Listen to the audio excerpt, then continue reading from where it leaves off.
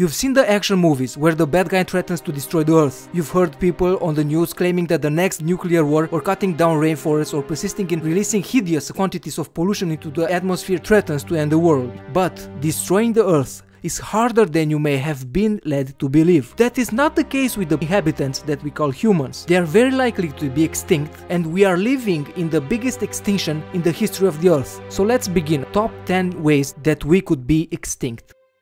In 1793, the Lucky volcano in Iceland erupted, spitting out 3 cubic miles of lava, give or take a few feet. The floods, fumes and ash following the eruption killed 9,000 people and wiped out 80% of the livestock. So starvation was on the menu, which doomed another quarter of the country's population. There was not much of a global impact, just that of the temperature plunging by 9 degrees. And that was just a sneeze when you compare it with the planet's potential. A few scientists believing that some 65 million years ago, eruptions ravaged the Earth for centuries, unleashing a 250,000 cubic miles of lava that now carries the name of India. And some scientists blame the Indian outburst, not an asteroid, for the extinction of dinosaurs. The last big eruption was 17 million years ago, and it's believed that for another 20 million years we have nothing to worry about. But with the volcano, the risk isn't so much that the event itself will kill everyone, so much as that it will make continued survival untenable for those who lived through it. So if the volcano erupts, you might live, but you'll have nothing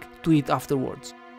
Someone wakes up and realizes it was all a dream. Are we living a shadow existence that fools us into thinking it is real? Is this life like the alternate ending of Breaking Bad, when he wakes up and it was all a dream, he's still Malcolm's father? Or is this virtual reality? Are we batteries living inside the Matrix? These questions might sound new, but in the 4th century BC, Taoist philosopher Chuang Tzu framed the question in more poetic terms. He described a vivid dream. In it, he was a butterfly who had no awareness of his existence as a person. When he awoke, he asked, was I before Chuang Tzu who dreamt about being a butterfly? Or am I now a butterfly who dreams about being Chuang Tzu? The danger of this theory is that somebody wakes up, like in Walter White's case, or somebody else just reboots the computer and everything is lost. Robots take over. People create smart robots, which turn against us and take over the world. Yawn, huh? We've seen this in movies, TV and comic books for decades. After all these years, look around and still no smart robots. Yet, many of the people who work with robotics predict that by 2014, machines will match human intelligence and even human consciousness, and after that they'll get even better. A symbiotic relationship might be possible between man and machine, and people will download their brains into computer-enhanced mechanical surrogates and log into nearly boundless files of information and experience. Whether this counts as the end of humanity or the next stage in our evolution depends on your point of view. After the first virtual reality machines hit the marketplace around 1989, feverish journalists hailed them as electronic LSD, trippy illusions, machines that might entice the user in and then never let him out. Psychologists were afraid that our culture, maybe even our species, would wither away. When the actual experience of virtual reality, VR, turned out to be more like trying to play Pac-Man with a bowling ball taped to our head, the talk died down. And the future merger of human and machine lies quite a few years away. Hopefully, during our lifetime, to download ourselves in machines and live forever. The earliest estimate of the singularity, when man will be able to transfer his consciousness into machines and achieve immortality. Mass insanity. While physical health has improved in most parts of the world, over the past century, mental health is getting worse. The World Health Organization estimates that 500 million people around the world suffer from a psychological disorder. By 2020, depression will likely be the second leading cause of death and lost productivity, right behind heart disease. Increasing human lifespans may actually intensify the problem because people have more years to experience the loneliness and infirmity of old age. Americans over 65 already are more likely to commit suicide. Gregor Stock, a biophysicist at the University of California, believes medical science will soon allow people to live to be 200 years or older. If such an extended lifespan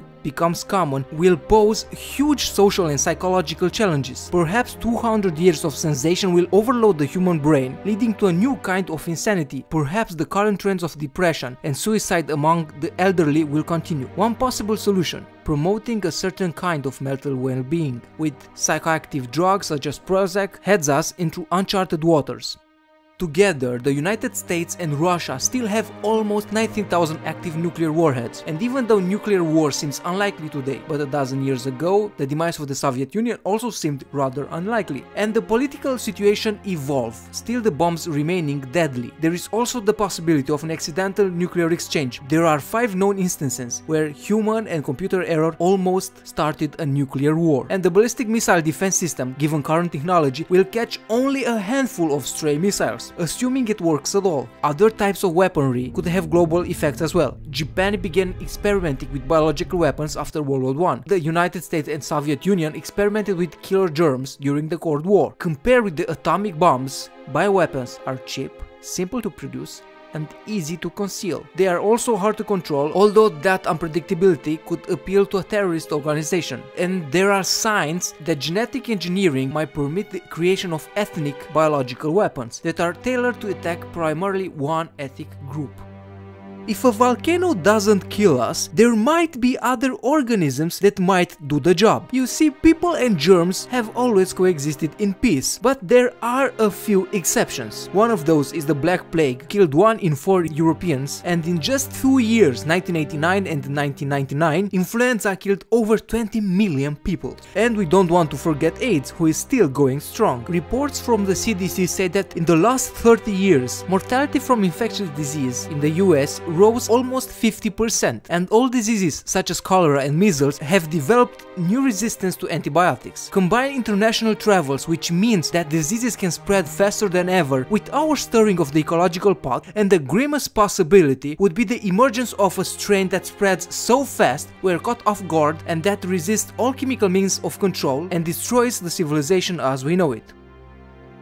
Images of slaughtered elephants and burning rainforests capture people's attention, but the big problem, the overall loss of biodiversity, is a lot less visible and a lot more serious. We have a world in which every organism's welfare is intertwined with that of countless other species. For example, snowy winters encourage wolves to hunt in larger packs, so they kill more moose. The decline in moose population allows more balsam fir saplings to live. The fir trees pull carbon dioxide out of the atmosphere, which in turn influences the climate. It's all connected. To meet the demand of the growing population, we are clearing land for housing and agriculture, replacing diverse wild plants with just a few varieties of crops, transporting plants and animals, and introducing new chemicals into the environment. At least 30,000 species vanish every year from human activity in the midst of one of the greatest mass extinctions in Earth's history. One of the most visible problems is that of the pollinating insects that are becoming extinct, leading to widespread crop failure. Wheat, corn, chicken, cows, and pigs might be enough for us, but is sure not enough for the survival of the planet.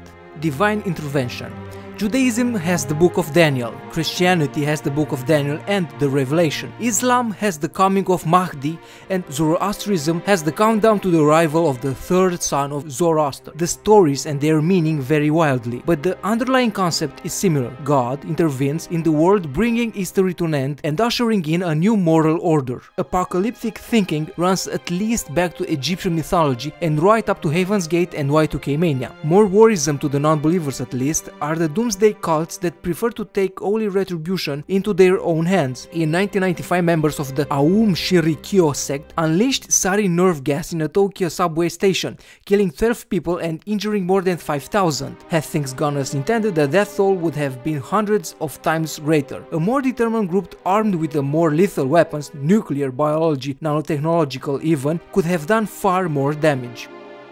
While we are extinguishing natural species, we are also creating new ones through genetic engineering. And genetically modified crops can be hardier, tastier, and more nutritious. Engineered microbes might ease our health problems, and gene therapy offers an exclusive promise of fixing fundamental defects in our DNA. Then there are the possible downsides. Although there is no evidence indicating genetically modified foods are unsafe, there are signs that the genes from modified plants can leak out and find their way into other species. crops. Engineered crops might also foster insecticide resistance, and longtime skeptics worry that the resulting superweeds and superpests could further destabilize the stressed global ecosystem. Altered microbes might prove to be unexpectedly difficult to control, and the scariest of all is the possibility of the misuse of biotechnology. A terrorist group or rogue nation might decide that anthrax isn't nasty enough and then try to put together, say, an airborne version of the Ebola virus. In that case, no one would survive.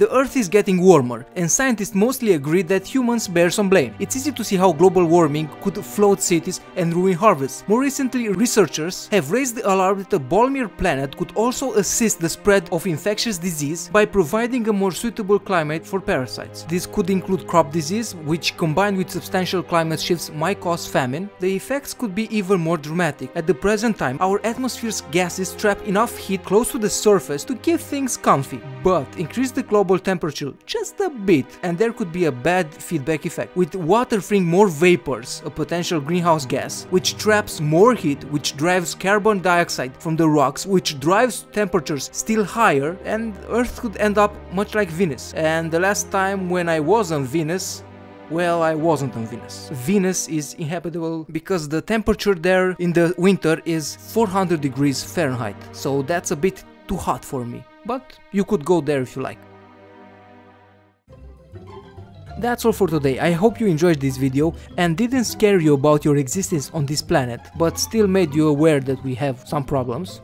Don't forget to hit that like button, the share one, and the most important one, subscribe, just if you liked it. This is my first video and I hope that in the future they will become better. Until next time, just be safe.